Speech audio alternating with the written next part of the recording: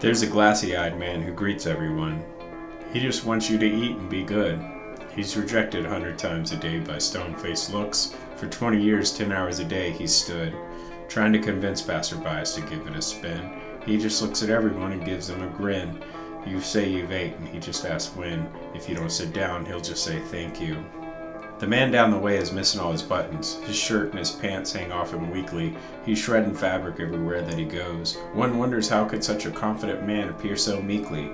Now picture all of your favorite places. They never let him inside. The fact is, he was rejected by every job he's applied. You can tell by his cadence that nothing disturbed his stride. But here he is, his whole self, where everyone can get a good look.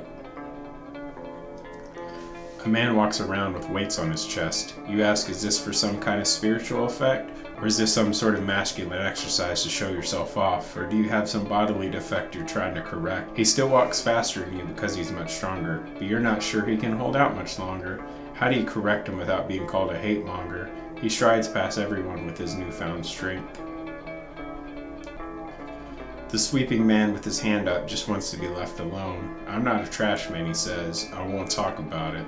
But he's being hassled despite having no answers. He prefers to say nothing when he can say whatever he sees fit.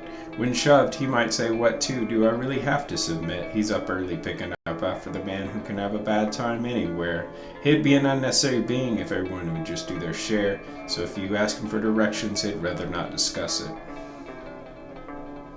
The watch salesman pedals around the busy beach, but that's only after he got thrown out of the station for being a nuisance and causing another commotion.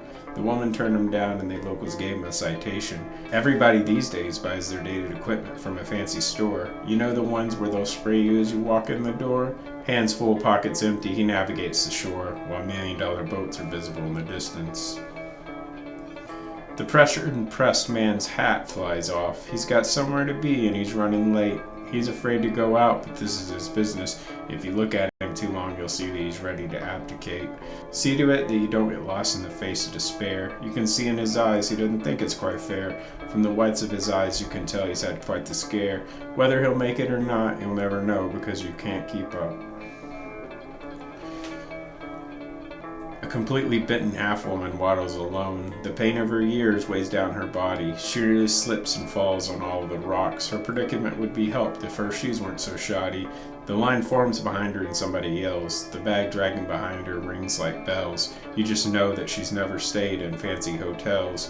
What will she accomplish as her exercises are fruitless? A man sits by the fountain and cries. He's hurt by something, but he speaks as a foreigner. Even if they wanted to, no one can comfort him.